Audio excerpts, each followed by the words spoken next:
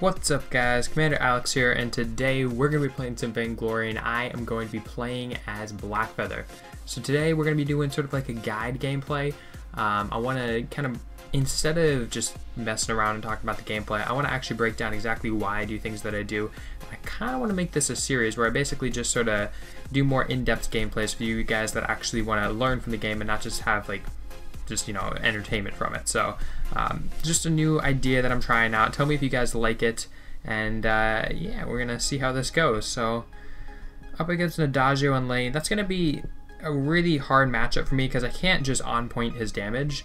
The big thing with Blackfeather is that he can work in lane because you can on point burst damage. Basically, before you go into an engagement, you use your on point, and that's going to allow you to absorb damage without actually having it affect your health bar, which is good. It means that you can actually take trades and not get wrecked in lane, which is what you want. But the issue is, against Adagio, that burn really isn't anything I can on point, so it's just going to be him chipping me down. So I gotta keep my health up with my Book of Eulogies, and hopefully things will go pretty well. As far as scaling goes, I don't necessarily know 100% the scaling on Adagio, but I have a feeling that I scale a little bit better considering that, well, yeah, I have a feeling I scale a little bit better considering the build I'm going to go for. I'm going to go for a little bit more tanky breaking point Blackfeather. It's not as good of a build stats-wise, but considering we have a glaive on our team and we're going to have a really tanky team in general, it should work out pretty well. Now my team did just sneak in here, but I think Adagio saw them, so it's probably not going to amount to much. Okay, they're fighting. I missed my own point. That's on me right there. And we're just going to let these guys sink back here. I'm going to try and freeze the wave against this guy. My team should just stop fighting at this point. They really should just back off. And that's what they're going to do. Okay, good. I'm going to tell them to go just farm. I really don't need them in lane because I can pretty much stay alive even against 3 people. I'll just sit under my turret and farm. There is a pretty large wave pushing towards me, so I'm going to try and on point, and hopefully I'll be able to clear it up here. I'm going to try and freeze the wave right around my turret here, and this is going to make sure that Adagio can't take a lot of the farm. Because I'm freezing the wave so close to the turret, if he tries to take the farm like this, he's kind of taking a risk, because if my team comes up here again, they're going to be able to gank him, and hopefully he knows that and he'll back away from the farm. If he doesn't, then I can just ping my team to come. Now it does look like he got a little bit of farm, but he's far enough away that he's probably in a safe position right now. I'm going to try and get the wave a little bit closer to my turret, and then if he continues to farm, I'm going to ping my team to come up here, and hopefully they're going to gank him. So he's clearing the wave really quick at this point. He's trying to bounce off my turret, and to counter that, I just have to freeze it outside of my turret range here. So I'm going to ping them not to invade because I can't really leave the lane at this moment. And again, that burn is just slowly whittling me down, which is really annoying, but there's not a lot I can do against it. It's just, he's actually, to be fair, probably one of the better counters, and I didn't even know they were in that bush, so it's a good thing I didn't go in there. But yeah, as I was saying, Adagio probably one of the better counters of Blackfeather in lane because you can't just on point his damage. So I'm just going to stick behind the turret here, take last hits when I can. I'll ping that somebody's there. Oops, I just pinged on my way. Not what I meant to ping. And I'm actually going to rotate back to these guys. Hopefully we can get a 3-on-2 and make something happen here. It's kind of unlikely. I'm going to on point her. We killed her, but we did trade for our Arden. Don't know if that was really a good trade. It was pretty much even because it was support for support, but I'm pretty low, so we can't continue to fight. So I'm just going to head back to lane here. I know I have a lot of gold, but I really need to make sure that this Adagio doesn't get to the turret, because his buff in the early game combined with like a glaive or whoever's on their team, it's going to be a lot of damage and going to be something that's pretty hard for us to deal with. So I'm just going to try and stick back here, and hopefully he won't get onto this turret too much. I can't guarantee anything, but I think we'll do okay. And there we go. Okay, so he's going to set me on fire again. Again, it's going to take me low, but I should be able to stay alive pretty well. I can on-point him. I'm going to dash towards him, and I think we have to pick up this kill. It's going to be close. I'm going to pop a pot here. On-point him again, and Glaive picks up the last auto attack. Good stuff there. Okay. I'm too low, though. Glaive's probably too low as well. I'm going to on-point, and I missed. That was not good. If the Catherine had really good pathing there, she might have been able to catch the Glaive, so lucky that the Catherine wasn't on point, because my on point wasn't on point. As far as items go, I'm going to go for a little bit more tanky of a build, so I'm going to start Shiver Steel, Boots, and I'm actually going to get a Barb Needle as well. And then I'm going to go for Swift Shooter and after that, I'm going to start building into a little bit more tankiness, a little bit of lifesteal, and a breaking point. And I'm going to go for a build that kind of relies on a few different parts of Blackfeather. So the breaking point build on Blackfeather relies on basically the fact that he can get move speed with his on point. When you on point somebody, it puts a rose trail down, and that basically means that you can't be slowed, which means that with breaking point, you can kind of stick to your enemies, which is what you need with a breaking point. And then the other thing is he has great mobility with his other abilities because he has a slow and a dash, a double dash if you look at his ultimate. And then he also has his passive, which is an on-hit sort of thing. So when you build a breaking point, you're obviously relying on on-hit auto attacks. So the more on-hit effects you have, the more damage you're going to have in general, which is just a good thing in general for him. Now we can do this. It's a little bit risky. Didn't work out. Would have hoped that that would have gone better. Team's no longer here. Okay. I don't know why they're not sticking around. Thank you for tanking that, Arden. I'm going to pop a pot just so that I can stay alive. Obviously, the Kestrel is still here somewhere. Kestrel's range is going to be a big issue for me in this match. But honestly, I feel like if I can get the correct fight with her and I can dash to her, it's not going to be an issue. I don't know why Glaive didn't go on to the split there. I'm going to go through. Okay, Glaive picked up the kill. And we got out. That was good. And now I'm just going to sort of try and poke this Adagio, but I can't really fight him. So what I really want to do is just stall out the lane. Arden should not be doing that. We can't fight right now. The Adagio will 1v2 us, which is not something that we want.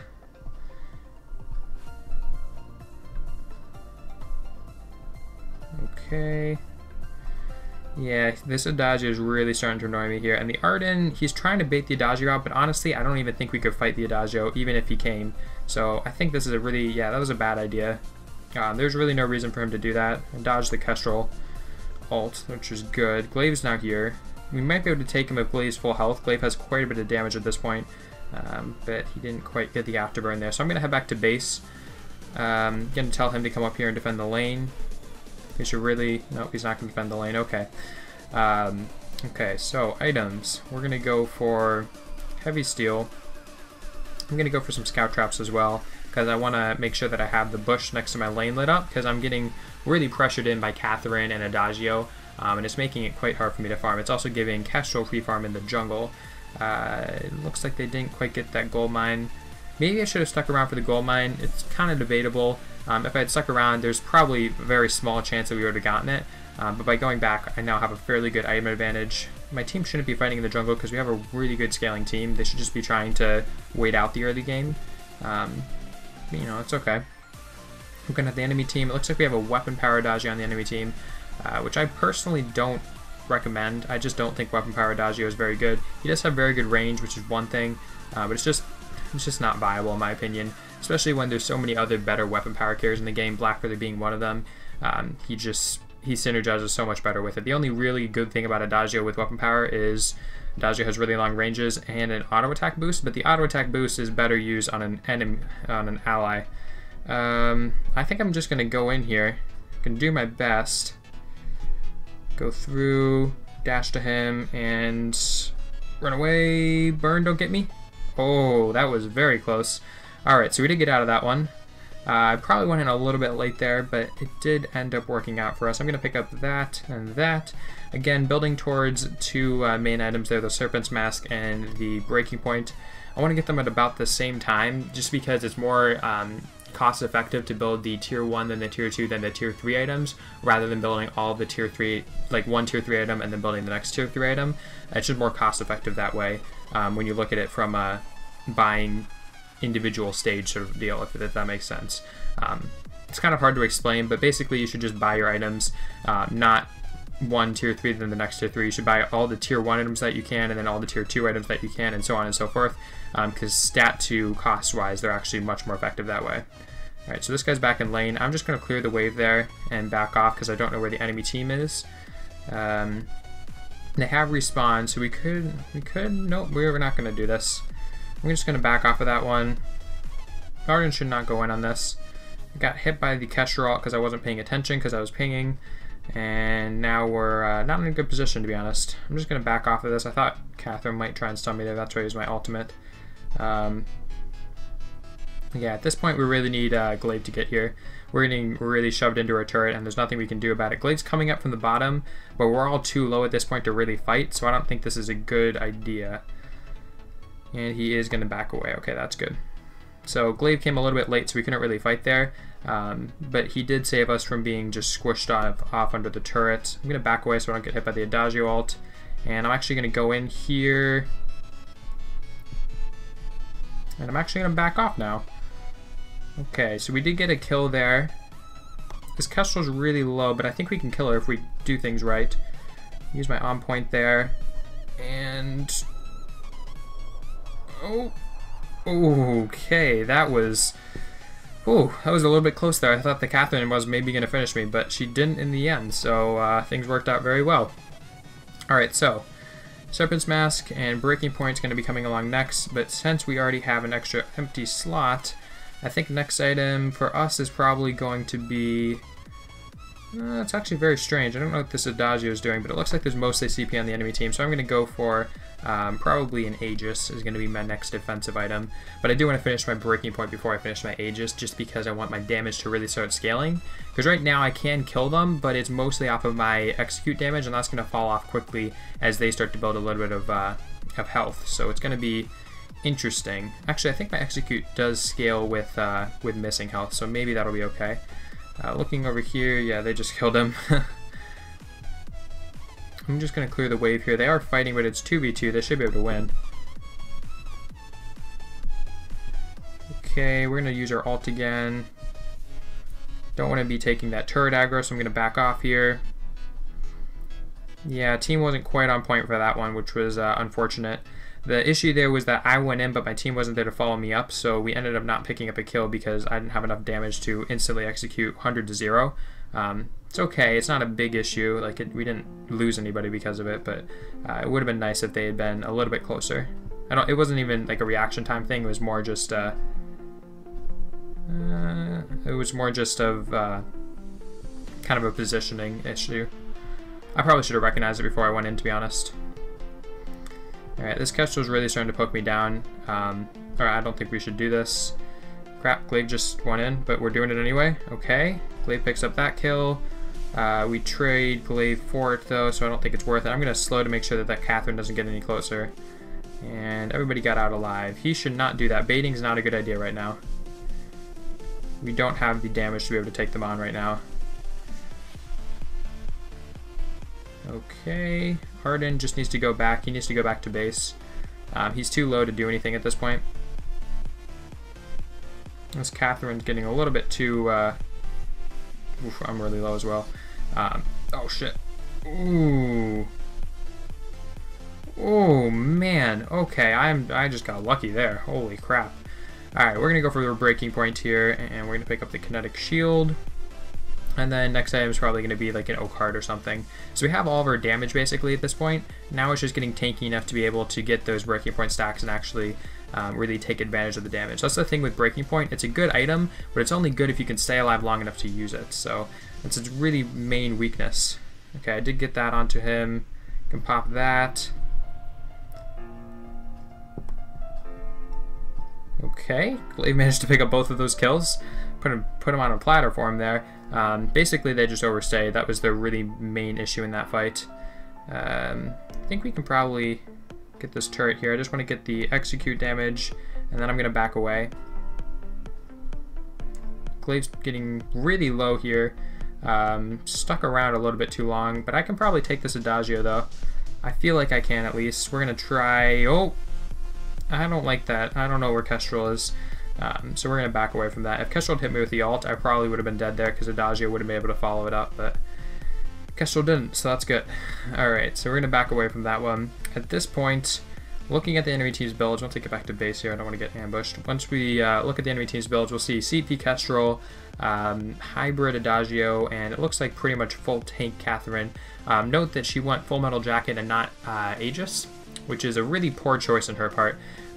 Mostly just because even if she's going to go double armor items, which she probably is in this case, she wants to go Atlas and then Full Metal Jacket, just because that the Atlas actually helps her teammates, whereas the Full Metal Jacket does nothing for her teammates.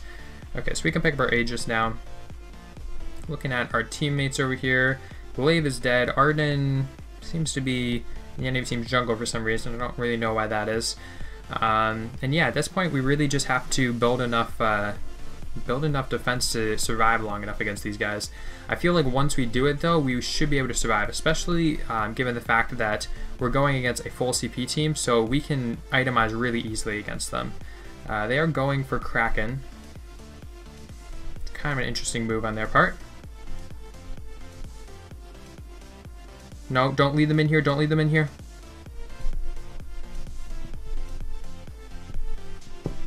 Okay, I got through. And now's the time to run. Alright, so I kind of didn't really say what I was talking about there, but basically what I was trying to say was they didn't know I was in that bush, so if Arden had led them in there, they probably would have stopped it, and oh, I didn't quite survive that one, but Glaive has a breaking point as well, and he's going to be able to clean that up. So what I was saying was that when I was standing right over here, Arden was about to walk into the bush, and because of that, he basically would have revealed me because they would have followed him to the bush, so I basically wanted him to die, but die outside the bush so they didn't check the bush and didn't know I was in there, and he did that, so we ended up actually getting the Kraken steal and winning a team fight, which ended up in Glaive cleaning up the team fight. So that was really good there. Arden gave his life, but it meant that I got the Kraken steal, so it was worth. Glaive a little bit low, but he is going to get out there pretty easily. Looking at the enemy team, pretty much more of the same. Nothing that I need to be worried about. I do want to keep checking back in on that, because if they suddenly like switch over to weapon power, I need to be aware of that. I need to start building some armor, but for the most part I should be fine. So this is going to go into a fountain, and then if I feel like I really need it, I might sell my boots for like a crucible or something. And the only reason that would be is because I have great mobility just as a hero.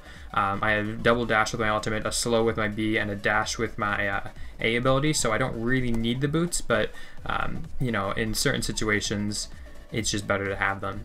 Anyway, looking at the map, something to note is that our Arden's been really good about placing scout traps.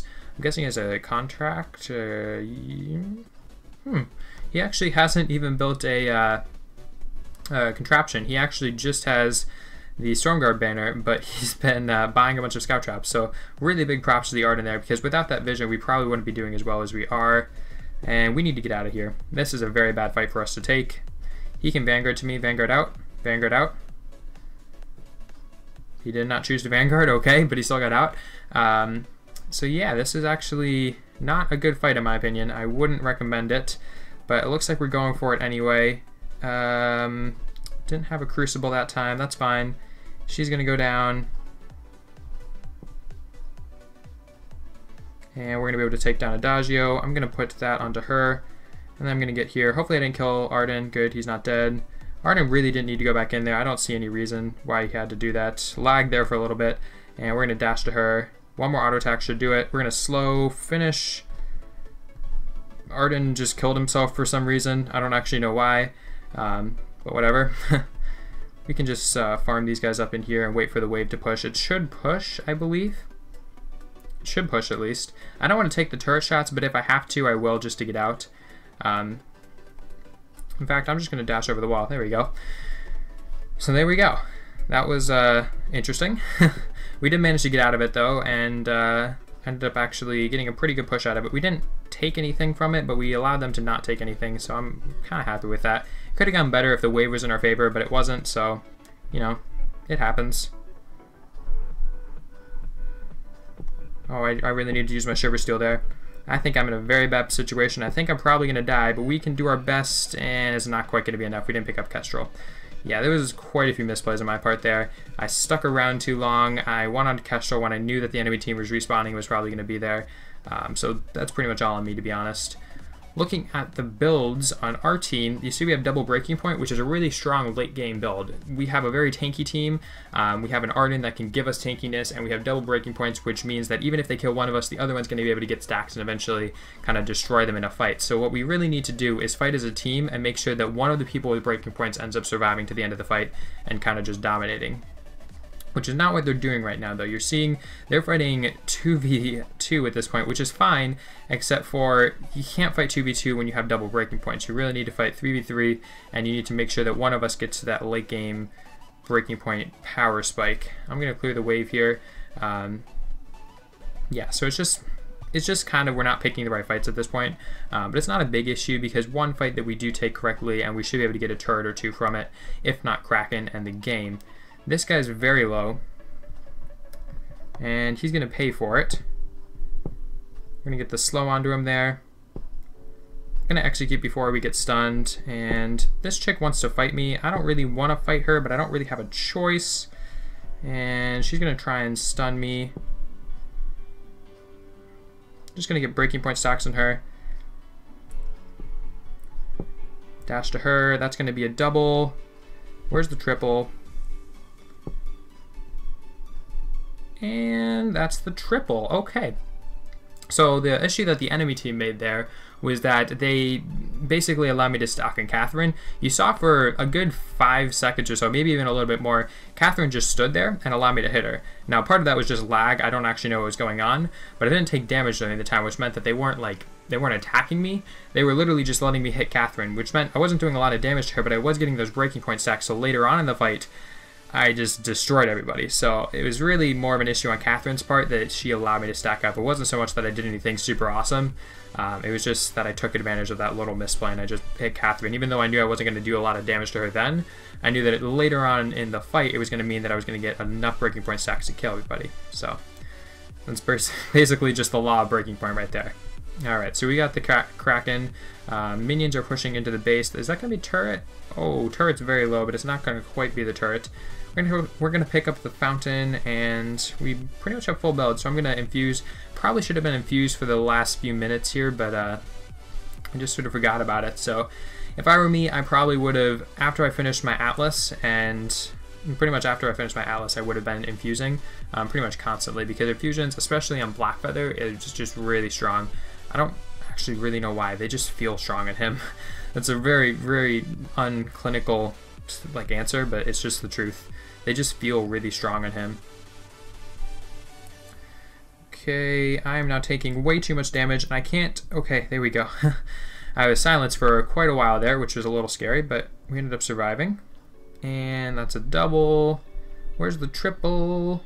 We're not going to get the triple today. Alright, so we'll just back off. Kraken's going to be pushing in towards the base here. Nice, that's one turret down. Next turret is looking to go down. Didn't land the on point there. Don't know why this turret hates me, but it does for some reason. And at this point, it's pretty much game. The only thing that could make this not game is if we all die and the enemy team spawns early enough to be able to kill the Kraken. But I don't think that's going to happen. It is going to be game, and that's going to be GG. So I hope you guys enjoyed the video. Let me actually just finish. There we go. Finish the Kestrel there. I hope you guys enjoyed the video. I hope you guys enjoyed this more clinical approach to looking at my gameplay instead of just messing around, having a good time playing the game. I want to actually look into exactly why I'm doing what I'm doing, why I succeeded, why I failed, and hopefully you guys learned a little bit from it. I know there's plenty of you that are much better players than me, and some of you that aren't as good of players as me, but hopefully everybody watching learned something from it. So I guess we can just finish off the video here by looking at the builds. As far as the glaive went, the only thing I noticed with him, obviously you can't see his build now, but he built pretty much crit, breaking point, and a little bit of tank. The only thing that I noticed with him that was really an issue was the fact that he didn't go for a lifesteal, which you probably should. If you're going breaking point, combine it with lifesteal, because you want to have those long-term fights, and lifesteal is good in long-term fights. Breaking point's good in long-term fights. The extra damage from breaking point applies to lifesteal. It's just, you want to go Serpent's Mask with breaking point. The only person that you wouldn't need to do it on is Cruel, because he has so much lifesteal built into his kit. But every other hero in the game, you're going to want to go lifesteal with breaking point just because it's a good combo. So other than that, I liked his build. It was pretty much good. Our Arden, good build. I mean, he didn't get really that many items, which I'm surprised about considering it was a 23-minute game. But the items he did get were pretty much good, I'd say. I like how he built him. I like what he did. I think that was a pretty good Arden, to be honest. I don't really have any complaints for him. On the enemy team, we have some issues here. So first off, we have their Kestrel. Their Kestrel didn't go for a very effective build. CP Kestrel, in my opinion, is not bad. And actually, in my opinion, CP Kestrel is probably one of the better builds for Kestrel. I don't really like Weapon Power Kestrel, that's just me, although I feel like both are very strong and maybe slightly OP. But the reason I don't like CP Kestrel is because it falls off into the late game, and she didn't itemize against her team because she saw that their Catherine was going CP. Well, slightly CP, she had an Aftershock, and she saw that the enemy team's Adagio actually built an alternating current, which normally wouldn't be strange if it was like a CP Adagio, but I guess that kind of carries me on to the second point here, is that the Adagio's build made no sense. The Adagio started with Serpent's Mask, then built attack speed, then built alternating current, then breaking point, and he just built all sorts of items, and none of them really synergized together. The only two items that synergized together on his kit were breaking point and Serpent's Mask rather, and I think that's pretty much why they lost, to be honest. I would pinpoint the reason that the enemy team lost on the Adagio's poor build and just some general inconsistencies in their play. But to be fair, they came together at times and definitely won some fights, so I can't just completely discount their team. And then finally we have the enemy team's Catherine. Couple issues with Catherine. She built Full Metal Jacket before she built Atlas. I can't fault her for building Full Metal Jacket, considering that we were both weapon power on our team, so building double armor wasn't a bad decision on her part, but she should have built Atlas and then built the Full Metal Jacket, especially since the Atlas would have countered our breaking points immensely. Also, I don't like that she built Aftershock so early. It's a fine item on Catherine. It should be one of your last items, though. Don't build it as like your second item. It's just don't do it.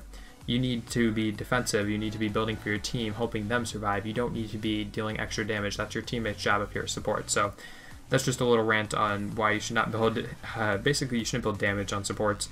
And then finally, I don't like that she didn't build a Fountain. I don't know why she didn't do it, but she definitely should have. Fountain, in pretty much all cases, should be the first item you build on supports, and she didn't do it. So I don't know what that was about, but if I was her, I definitely would have built it first item. So anyway, that's just my analysis of the game. If you guys agree with me, please leave a like. If you guys don't, please leave a comment telling me what I did wrong or what you think I did wrong. And if you guys want to see more, please subscribe. So I'll talk to you guys in the next video, and become a Lieutenant today. See ya.